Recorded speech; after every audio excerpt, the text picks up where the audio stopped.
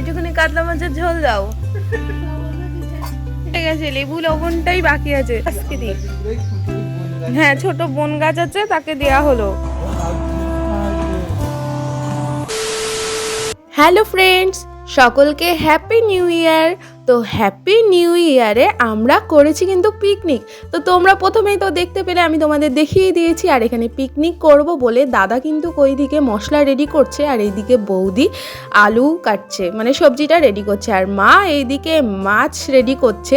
কারণ আজকে আমাদের পিকনিক করার কোনো প্ল্যান ছিল না, আজকে তার জন্য মা নিয়েছিল কাতলা মাছ, আর এইদিকে একটা সামুদ্রিক মাছ নিয়েছিল। কিন্তু আমি আর দাদা যেখানে আছি সেখানে কি পিকনিক হবে না?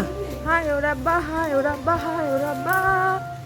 তো গান করতে করতে আমি কিন্তু এইদিকে চলে এসেছি ভাত বসাবো, কারণ 12:30 বেজে গেছে। হঠাৎ করে পিকনিকের প্ল্যান, তাই আমরা উনুন করার সময় পাইনি। উনুন করিনি তো কী হয়েছে, ঘরে তো আছে গ্যাস সিলিন্ডার আর গ্যাস ওভেন। তো এইটাকে বাইরে নিয়ে চলে এসেছি আমি আর দাদা মিলে, দুজনা মিলে একসাথে। তো এখানে আমি ভাত করব বলে ভাতের জলটাকে বসিয়ে দিয়েছি, আর এদিকে চাল ধুয়ে আমি দিয়ে দিলাম জলের মধ্যে, যাতে ভাতটা তাড়াতাড়ি হয়ে যায়। কারণ ভাত হতে দেরি হয়, পরে আর তর্স হয় না, অত সুন্দর সুন্দর রান্না হবে আর ভাত হবে না। তার জন্য আমি এইদিকে এই কাজটা আগে করে নিলাম। আর আমাদের কিন্তু ভাতের সাথে সাথে আরও অনেক কিছু থাকছে, যেমন এখানে থাকছে পালং শাক, কারণ পালং শাক শীতের সবজি। আর বাবা জানো অসুস্থ, তো বাবার জন্য পালং শাকটা মোস্ট ইম্পর্টেন্ট, প্রত্যেক দিনই করতে হচ্ছে, রক্তের প্রয়োজন। আর আমাদের কি কি মেনু হবে তোমরা হয়তো জেনেই গেছো।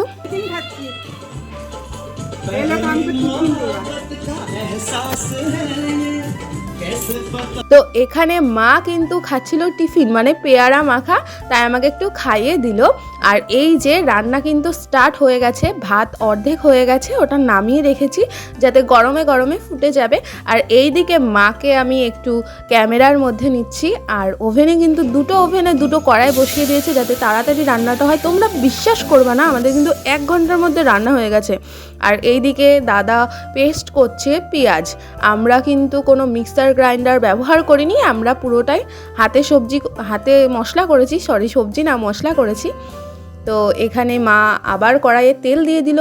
তো কাদের বাড়িতে এরকম হাতল ছাড়া কড়াই আছে বলো তো? সবার বাড়িতে মনে হয় একটা করে আছে হাতল, ভেঙে যায় কিন্তু কড়াইয়ের বেশিরভাগ।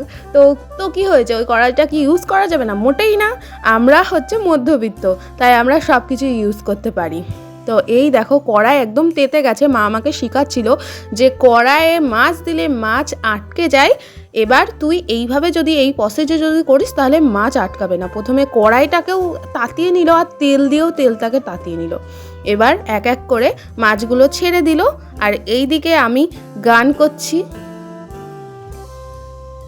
এবার মাছ ভাজা কমপ্লিট হয়ে গেছে। আর এই দিকে কিন্তু যে সামুদ্রিক মাছটা হবে সেটা কিন্তু পোস্ত করা হবে, পোস্ত, ঝাল পোস্ত। তো এই দেখো রেডি হয়ে গেছে ঝাল পোস্ত। এটা আজকে আমাদের গেস্ট। আমাদের রসুন বাটা বাইরে থালের পরেই আছে। আর এইদিকে আমাদের মাছের ঝোল কমপ্লিট হয়ে গেছে। মা একটু তাকাও। বৃদ্ধ হয়ে গেছে,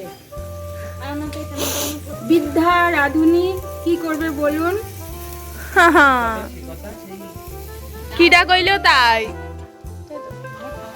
কি বলতো? এ কথা সে কথা, দাও তো দিদি একটু আলা পাতা। বাড়িতে এসেছে মেজো বৌদি, আর মেজো বৌদির কাছ থেকে কিন্তু আমি পুরনো দিনের গল্প শুনছিলাম। মেজো বৌদির ঠাকমা কি বলতো সেটা শুনছিলাম। আসলে পুরনো দিনের যে প্রবাদ বাক্যগুলো ছিল সেইগুলোই এখানে বলা হচ্ছিল, আর আমি তা শুনে হাসছিলাম। আর একটু পোস্ট দিচ্ছি, ছবি তুলছি, ভিডিও করতে করতেই ছবি তুলে নিচ্ছি। তো আমাদের কিন্তু পিকনিকের রান্না পুরো কমপ্লিট হয়ে গেছে। এখন আমি এই জায়গাটা পরিষ্কার করে নিচ্ছি, মানে যে নোংরাগুলো হয়েছে সেইগুলো আমি এখন ঝাঁটা দিয়ে পরিষ্কার করে নিয়ে ফটাফট এখানে কিন্তু আমি পেতে দেব বস্তা। যে বস্তাটা এই সাইডে পাতা ছিল এখন পাতবো এই দিকে, কারণ আমাদের কমা মোবাইল, ছবি তুলতে হবে, রোদের আলোর প্রয়োজন। খাবারের জায়গা যেমন করে নিয়েছি তেমন কিন্তু আমি সব খাবার সাজিয়ে নিয়েছি। মা এখানে খাবার পরিবেশন করছে। না আমি বলি যা যা রান্না হয়েছে এই তাই তো, এইগুলোই তো হয়েছে।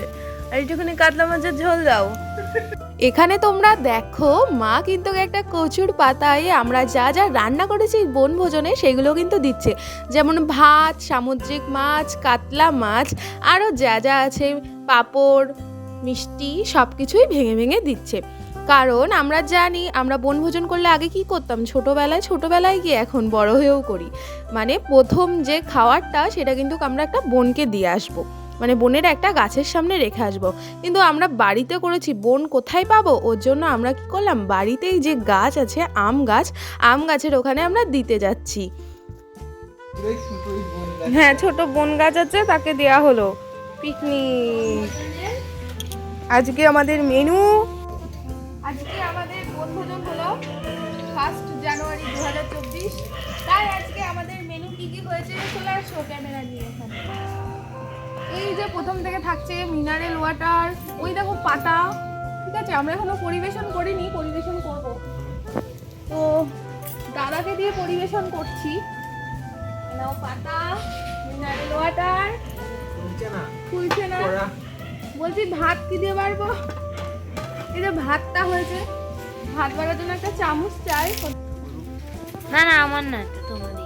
এই যে আমুদি মাছের এটা একটা মাছ, এটা হচ্ছে রুই মাছ, সরি কাতলা মাছ, আর এটা হচ্ছে আমুদি মাছ, এটা সবজি, এটা ছোলার ডাল, চাটনি, পাঁপড়, 3 রকমের মিষ্টি। হ্যাঁ চিপস পাঁপড় আছে, আবার চিপস, এই যে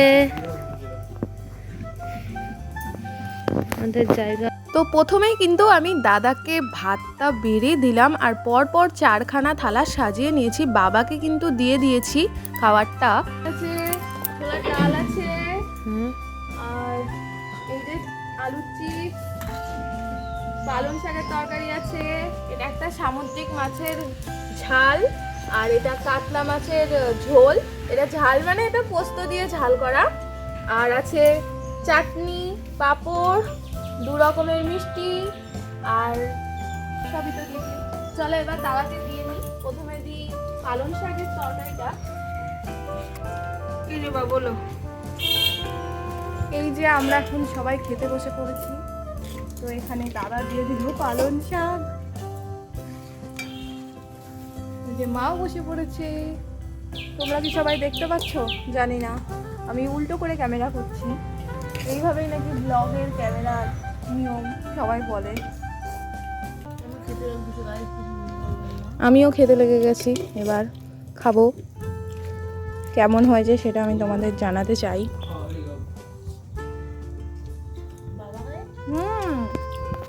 ওই যে বাবা খাচ্ছে, ওই দেখো বোনকে খাবার দিয়েছি, ম্যাও ম্যাও চলে এসেছে। বোনের পিসি খাচ্ছে, মাসি, বাঘের মাসি আর বোনের পিসি। এই একটু তোর লেজটা দেখা না, কি দারুণ এর লেজটা। আরে ঘোর, দে দে ছোলার ডাল।